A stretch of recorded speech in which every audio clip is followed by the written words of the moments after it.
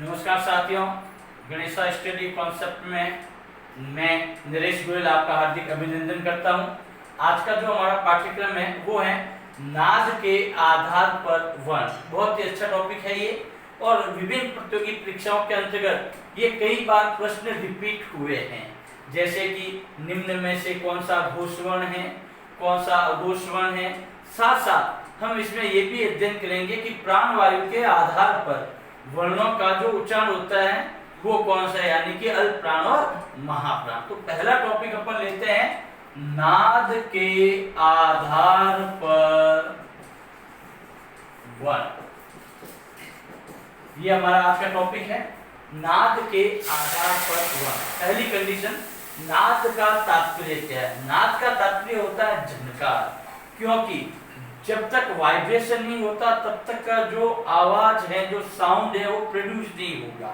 तो इसके लिए हम यहाँ लेते हैं अपने जो मुख्य वर्णों की जो संख्या, केवल उन्हीं की बात करेंगे। मुख्य वर्णों की संख्या कितनी थी हमारी? 44। बस इसके बारे में हम अध्ययन करेंगे। सर्वप्रथम हम लेते हैं अपने स्पर्श वर्ण। देखिए मैं शॉर्ट ट्रिक में बता रहा हूं आपको। क, ख, ग। पहले तो हम सभी वर्गों के वर्ण लिख देते हैं, क, च, ट, त और प। देखिए च के बाद क्या आता है? छ, फिर ज, फिर ज और फिर ञ। फिर देखिए ट, ठ, ड, ढ और न। त, थ, द, ध और न। प, फ, ब, भ और म। यहाँ ध्यान से हम देखें तो ये हमारे सामने क्या है? पंचमा अक्षर के साथ साथ ये कौन से वर्ण अपने के स्पर्श व्यंजन संख्या कितनी है? 25। अब देखिए हमने क्या यहाँ कहा है कि नाद के आधार पर वर्ण, तो इसको हमने दो भागों में कन्वर्ट किया है। एक तो होता है, इसको कहते हैं अघोष वर्ण फर्स्ट, और सेकंड है इसका घोष। घोष को ही कहा जाता है सघोष वर्ण। देखिए बहुत ही चुटकियों में आपको ये याद हो जाएगा और कॉन्फिडेंस के साथ कह रहा हूं, अपने आप जीवन काल में ये घोष और अघोष वर्ण नहीं भूल पाओगे। देखते हैं कैसे। सर्वप्रथम प्रत्येक वर्ग का जो पहला और दूसरा वर्ण है, याद रखिए पहला और दूसरा वर्ण, इन वर्णों का जब हम उच्चारण करते हैं, जैसे आप अपने ग्रीवा पर ऐसे यूं हाथ रखें और महसूस करें और आवाज करें, क वाइब्रेट होगा, ख वाइब्रेट होगा, लेकिन जब हम घ ग सॉरी जो अपन के पीछे वाले तीन वर्ण है, यानी कि तीसरा, चौथा और पांचवा वर्ण, जब हम इन वर्णों की बात करते हैं, इसके वनिस्पत इन वर्णों के उच्चारण करने में हमारी जो ग्रीवा की जो तंत्री है उसकी झनकार क्या होगी? ज्यादा होगी। अब देखिए क के वनिस्पत बोला मैंने घ में क्या है? झनकार ज्यादा है। बस यही दो रूप अपने क्या आएंगे? काम। तो पहली बात तो है कि क और ख प्रत्येक वर्ग का जो पहला और दूसरा वर्ण है इसको कहते हैं अघोष वर्ण। कौन सा वर्ण है ये? अघोष वर्ण। तो यहां हम पहले तो ये लिख सकते हैं कि प्रत्येक वर्ग का पहला और दूसरा वर्ण। अब देखिए अगर हम छोटी संख्या को आराम से याद करें तो बड़ी संख्या को साथ लेने का क्या मतलब है? बस वही बात है मित्रों कि हम ये देखते हैं कि अघोष तो है 13, अघोष की संख्या कितनी बताइए? 13, 13। यहां देखिए कैसे 1 2 3 4 5 6 7 8 9 और 10 बच्चे कितने?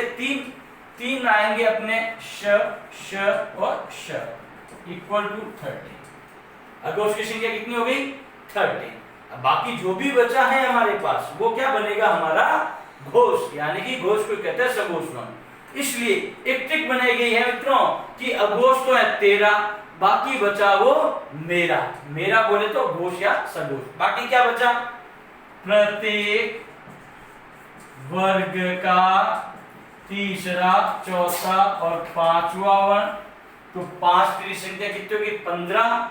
उसके बाद में देखिए य, र, ल, व।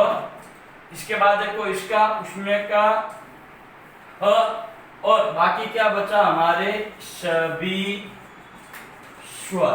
क्या बचे? सभी स्वर।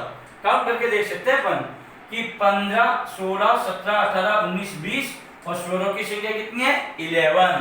तो 20 और 11 कितने हो गए? 31। 31 और 13 टोटल करें काउंट तो कितने हो गए? 44। वापस देखिए, मैं रिपीट कर रहा हूं, प्रत्येक वर्ग का पहला और दूसरा वर्ण श श श ये अघोष है, बाकी जो भी बचा है वो क्या होगा? हमारा सघोष वर्ण। ये था हमारा नाद के आधार पर वर्णों का उच्चारण। अब देखिए एक प्रश्न की बात कर लेता हूं मैं। प्रश्न ये पूछा कि निम्न में से कौन सा सघोष वर्ण है? और ऐसी स्थिति में क्या है कि सघोष वर्ण में ऑप्शन ए दे दिया आपको, याद रखें। ऑप्शन ए क, ग, ऑप्शन बी छ, ज, ऑप्शन सी ख, ठ, ऑप्शन डी भ और ज। अब ऐसी स्थिति में हमें क्या करना है? यहां तो हमें दिख रहा है देखो कि क तो अघोष वर्ण है, लेकिन घ क्या है? सघोष वर्ण है। लेकिन ऑप्शन क्या है? दो में दे रखे हैं। तो हमें ये जानकारी रखनी है कि दोनों वर्ण हमारे क्या होंगे? सघोष। तो इसके लिए देखो अब सीधी सी बात है कि क है, पहला वर्ण है, तो ये तो होने का सवाल ही नहीं है। अब देखो च के बाद आता है छ, ये भी क्या है? अघोष वर्ण है, हटा दो। ख अघोष वर्ण है, लेकिन तीसरा क्या है? चौथा भ। भ देखो कुछ में आता है आपका प वर्ग में कौन सा है? चौथा वर्ण है। झ कौन सा? ये भी चौथा वर्ण है। तो ये दोनों आपके क्या है? सघोष वर्ण है। यहाँ पर अपन का ये टॉपिक समाप्त होता है, घोष और अघोष का।